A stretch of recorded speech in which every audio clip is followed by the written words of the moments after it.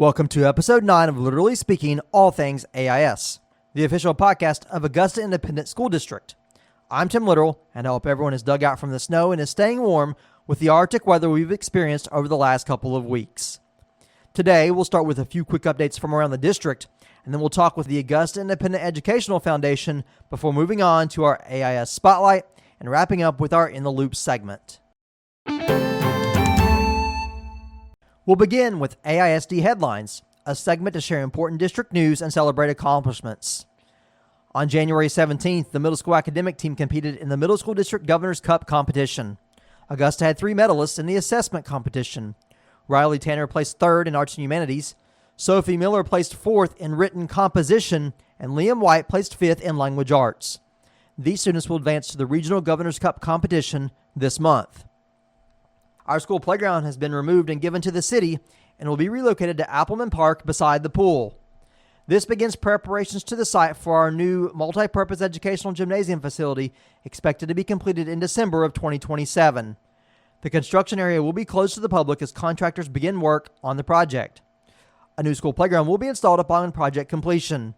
In the coming weeks, contractors will begin utility relocation at the site of the new facility on Frankfort Street. Recently, members of our Sources of Strength program that we highlighted in the previous podcast attended the Sources of Strength Peer Leader Summit in Lexington, where they learned more about the program and collaborated with students from schools across the state, bringing back new ideas and energy to share with our school community. This year, our peer leaders are in the early stages of planning an exciting Sources of Strength color run in Augusta, which will highlight the 8 strengths from the Sources of Strength color wheel: physical health, mental health, family support, positive friends, mentors, healthy activities, generosity, and spirituality. Stay tuned for more details on the color run. Family Math Night is happening Thursday, February 12th from 5 until 7 o'clock. This is for preschool through 3rd grade students and their families. Food and refreshments will be provided for families and staff. Math resources for families to use at home will be distributed.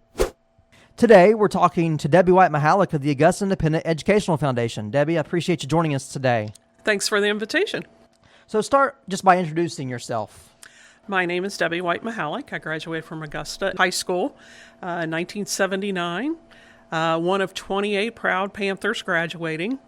Went to Morehead State University, have a bachelor's degree in health education. That's when I met my husband, moved to Ohio, and have been there. Currently in the process of moving back to Augusta from restoring the house right across the street from school. And about how long have you been involved with the foundation? I was looking for a way to come back into the community, have a strong background in education. I was a trainer in a corporate setting and really believe in the Augusta school system. Saw on Facebook that they were looking for members to join the board. Joined the board probably 6 years ago, and through my involvement have migrated to become the president. Let's talk about the mission or the purpose of the foundation. The Augusta Independent Education Foundation is put in place to ensure the achievement of every student. By supporting we support teachers, staff, administrators, parents, but more importantly, we really support each student. And I know a key aspect of the foundation is, in addition to, raising funds to support different initiatives in the district, is historic preservation of the district. Yes, when preparing for the podcast, I reached out to one of our board members, John Parker, and he gave me some insight on how this historic preservation started. Number one, we have a historic building that's gorgeous if you haven't been in it recently. The school board takes wonderful care of the building. What happened was that at one time they were painting the inside of the building and they took down all the composites. John Parker, Judy Fetter, and several others in the community came back in, got the composites, restored them, and had them placed on the walls. So that kind of started our historic preservation. Through the help of past President Aaron Limbaugh, Dr. Limbaugh, he had really spearheaded and became very involved in the preservation. If you go to the board office, Aaron has documents, maps, report cards, everything you can think of that really kind of shows the history of the school. He also has digitized a majority of this information, and I'll leave Tim the links and etc. where maybe some folks can go in and look at our website and look at a lot of the historic things that have been done by Aaron. Yeah, that website, it's actually on our school website. You can get to it just by going there into About Us, and you'll see Augusta Independent Educational Foundation, or it's augusta.kyschools.us/Augusta IND Ed Foundation. So that's augusta.kyschools.us/Augusta IND Ed Foundation. Or, like I said, you can just go to the district website, and under the About Us tab, there's a link specifically to the Augusta Independent Educational Foundation, and it contains, like you mentioned, a lot of the you want to know who a teacher was or a board member was or maybe a class president. The basketball score, us versus another school, you know who, in 1979. Extremely detailed. Who currently serves as active members on the board? Other members on the board are Clark Hennessy, Peggy Kelch, John Parker, Tanner Kelch, Marlene Barrett, Vaughn Kelch, and Miss McCain. Talk about the history of the foundation, because this is you think it's newer, although now it's been 12, 13 years ago since it was founded, but it really morphed, into what it is today. At the beginning, it was more of an alumni association, and I would say social. They were having dinners. They did begin raising some money for some scholarships from the Alumni Association. Then it transitioned to become the foundation because of the great advantages you have from being a tax exempt and being a 501c. So we are an independent nonprofit 501c corporation, and we raise funds from private sources for the educational programs of Augusta schools. And it also makes the donations to the foundation tax deductible for our donors. The Alumni and Friends Dinner has been a sort of, I would call it a staple event going all the way back to the Alumni Association, but obviously that continues today under the foundation. For years, I think it was held in the gymnasium over Labor Day weekend. Over the last few years, the foundation has experimented with some different locations and dates, and I think the last 2 years, if I'm not mistaken, it's been held at the Augusta Distillery. Discuss the importance of that event and what it helps support. That's a great recap of what exactly happened. I think a lot of folks said, we kind of outgrew the gym. It became routine. So we looked for some different ways that we could raise money, because this is our major fundraiser to support our scholarship program. We have been working in conjunction with the Beehive in the past. We also have been using the Augusta Distillery to host our event.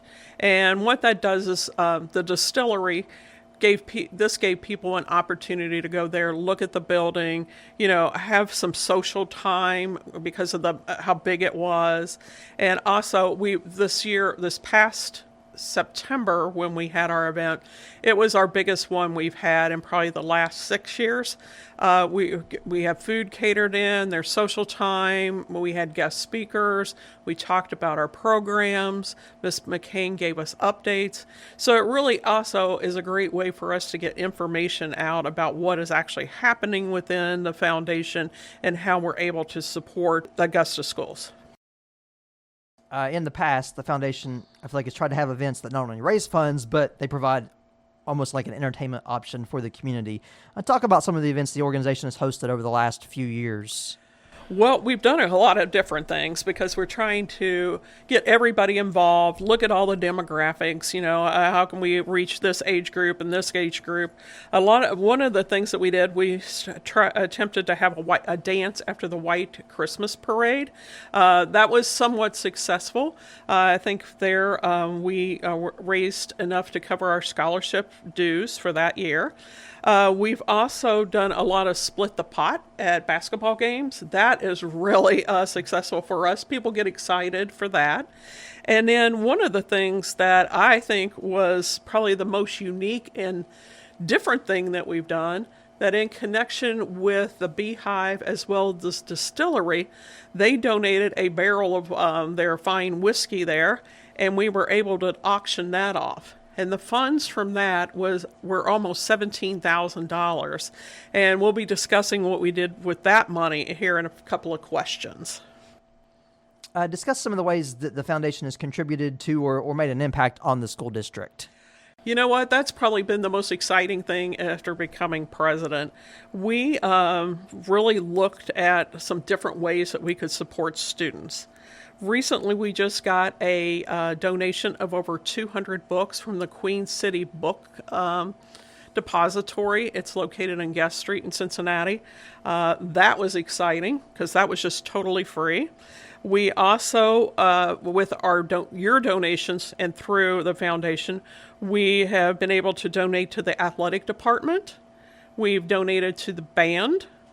And not only do we donate to those major kind of activities at school, we have donated to the academic team, the beta club, the senior class, and our newest donation that will probably already be made when this comes out is we're donating $500 to the newly formed junior ROTC program. If you haven't had a chance to hear about that, I'm sure Mr. Litteral will be having information on that in the future, but I live across the street and I would see these kids out marching and going through drills, and it was just so exciting and so unique to see that happening here at Augusta as a new program. So we're supporting them. But one of the things that I want to really kind of talk about is a lot of the donations that you have made to us that we have funneled through to school is for software. Our teachers need all the support that they can get, and software is a way for students to do some independent study, to be challenged in maybe a different way. And in today's world of technology, they respond very well for it. So we have purchased software. Our first purchase was a reading software that supported kindergarten through third grade. We have also bought other software and supplemented software that Miss McCain and the school board have purchased for different parts of learning. So for example, over the school year of 23-24 versus the school year of 24-25, in the elementary school, they saw an increase of over 11%. The middle school saw a 14.4% increase, and high school saw a 6.2% increase in learning in the key areas where they are measured. Another thing that we've done that we're really proud of that really impacted both school, our athletic department, as well as the community, was being one of the key drivers between the Augusta Distillery and St. Elizabeth Hospital baseball redo of our field. That was so exciting to be a part of for the foundation.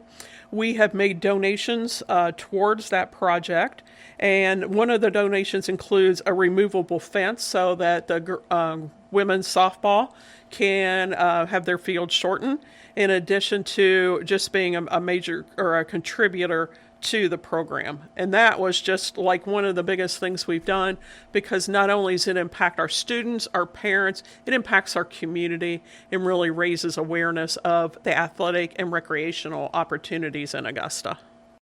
Yes, specifically the turf field aspect of that project makes it so that fewer games have to be missed. Teams can spend more time on the field. Other teams want to come to Augusta to play on that surface and in that facility. And beyond just the school teams, as you mentioned, it's a regional reach because they have summer league games there and tournaments and things like that. So I know the foundation was sort of the, I think they phrase it, fiscal agent of that, and sort of facilitated those funds which was a huge project. And on the curriculum side, curriculum is expensive. And, I know for several years, the foundation's donation went to what we called the iReady program, which was essentially, students took a reading assessment and then it gave them activities that matched their ability level.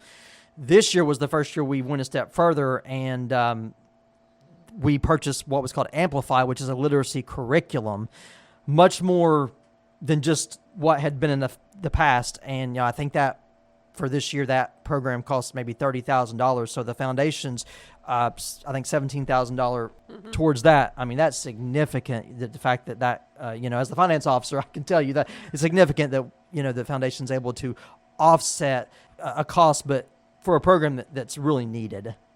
The next one that's on our scope and that we'll be announcing a major fundraising initiative is the same type of program, but it's going to concentrate on science, technology, and math. So we'll continue to support all the different various curriculums that Augusta has in place. Does the foundation have any upcoming initiatives or fundraisers you'd like to touch on? Well, that's a great question, Tim, because as a 501c and a nonprofit, we are always looking for money that we can place back into school.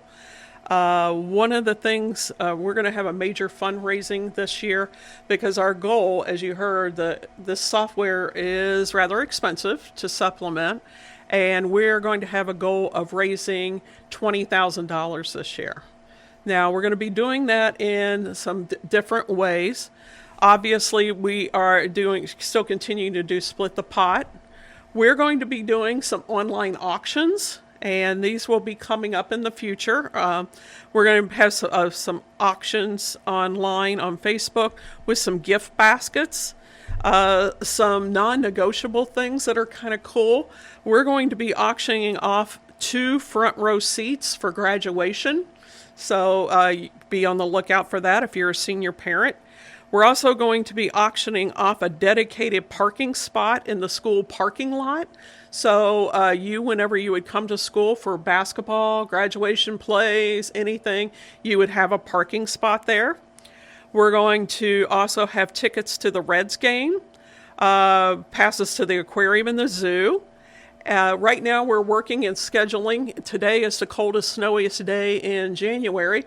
We're looking to schedule a golf outing, and we're going to be working that around some of the other golf outings that happen here in town. And then we're going to be doing a pledge drive. And just like you see like on NPR or Action Auction type of things, we're going to be reaching out and doing this live on Facebook.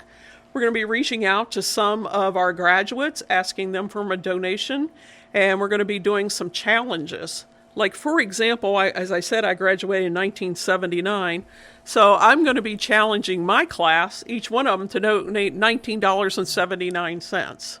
So as you can tell, those are small little things, but they all add up so that we can meet the needs of our students here at Augusta. As far as we would also be giving out like levels of donations. So if you're, for example, if you donate $25, you get a premium. We have some other little things going on there. And we can always use help with any of this. Anytime that you have an idea for a fundraiser, want to sponsor a fundraiser, or more importantly, donate to a fundraiser that we're having, we would really appreciate it. And while we're talking about fundraisers and donating money, of course, it's great when individuals participate, in these types of fundraisers. But if it's just say a random day in February and they think, I'd like to donate some money to the foundation, how can they do that? You can do that by just dropping off your check made out to AIEF. You can drop it off at the board office, or you can mail it to the board office, Attention Augusta Foundation, and we would be more than happy to deposit any funds that you have. We would also suggest that you look into maybe making a monthly donation that would automatically be withdrawn from your checking account. We have a couple of folks who do that. It comes right out, comes directly to us, and you don't have to worry about writing the check, mailing it, dropping it off, or anything of that type. And as we mentioned earlier, the website, on the foundation website, there is a donation link there through PayPal that they can do electronically as well. Another great way is, and this is our latest thing that I've just worked on and got approved, is we become one of the recipients of the Kroger Reward Program.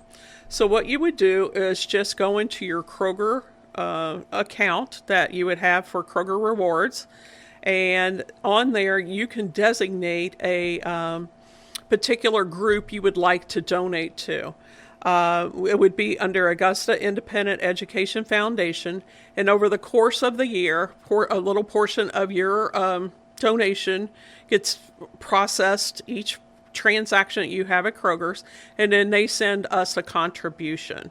I understand that the PTA also has one, or the Parent Teacher Association.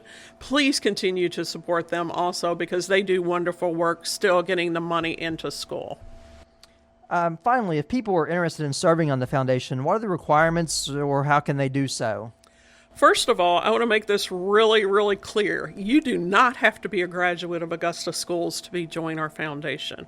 We are looking for people out in the community who have an interest in everything that school does, continue to support our school and our students, teachers, and administration. So I want to make that really clear. I think that's something that's out there that a lot of people aren't aware of. The main thing is you really want to get involved. You want to really be here dedicated to help Ms. McCain, the school board, and administrators in whatever their needs are. We are actively looking. We have someone that we're voting on at our next meeting, and that will be announced, and that's really exciting because she's a past school administrator who can really give us some insight. We're also looking just for somebody who has the joy of volunteering. I mean, that's a lot of it right there. We meet once a month, so it's pretty low-key time commitment. Our calls are over Zoom. We also meet if you're in town, we meet in the board office. So we have a combo meeting there. So you don't actually have to live in Augusta or the surrounding area and try to hustle to get to a meeting. You can, like I said, do it over Zoom. So we're looking for somebody who may be a graduate who's out there and lives in Texas. Who knows? However you want to be able to help us with your insight, your enthusiasm, and your ideas. So if you're interested, you can reach out again, call the board office and talk to Tina Stickland or Miss McCain to leave your name, and we'll reach out to you and get you involved. Debbie, any final thoughts or anything else you wanted to touch on? No, I just wanted to thank you for this opportunity. We're here to help. I've spent hours over at school talking to teachers, what can we do to help you? And the more funds we get, the more help we can supply. So just, again, thank you, and we're here to help.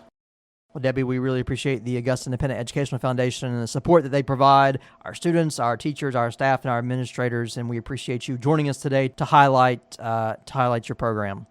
Once a Panther, always a Panther. Thank you. Thank you. Now it's time for our AIS Spotlight. While she mentioned it coincidentally in her interview, Debbie was not aware of the program we are highlighting on today's episode. New this year, staff member Tyler Sparks, a technical sergeant in the Kentucky Air National Guard, brought a new program to our high school. The JROTC program gives students a structured, team-oriented environment where they can build confidence, discipline, and leadership skills that carry far beyond the classroom. It's not about preparing students for military service as much as it is helping them grow into responsible citizens who understand teamwork, service, and personal accountability. Many cadets find a sense of belonging and purpose through activities like drill, community service, and leadership labs, and those experiences often shape how they approach challenges later in life. The program currently has 9 students in grades 10 through 12 who take the class on Mondays, where they learn about the history of each branch of the military, customs and courtesies, as well as drill and ceremony etiquette. Cadets have the opportunity to participate in color guard detail at games, events, and parades, volunteer at veterans' homes and the local VFW, and go on field trips to visit military bases. Before we wrap up, it's time to keep you in the loop. The Elementary District Governor's Cup competition is scheduled for tomorrow, February 7th, at Mason County Intermediate School. The groundbreaking ceremony for our new multi-purpose educational gymnasium facility will be February 12th at 1 o'clock on the front lawn. There will be brief remarks given by local and project officials, the ceremonial groundbreaking, and then light refreshments, networking, and media availability in the library to follow. The Board of Education will hold its regular meeting on February 12th at 6 o'clock. On February 16th, which is President's Day, Augusta Independent will now be in session to make up for a snow day. That's it for today. We appreciate Debbie Mihalik from the Augusta Independent Educational Foundation for joining us. New episodes drop on the first and third Friday of each month, so we'll be back on February 20th with episode 10. Be sure to subscribe on Spotify or Apple Podcasts. I'm Tim Litteral, and this has been Literally Speaking All Things AIS. Until next time, stay connected, stay learning, and stay Panther proud.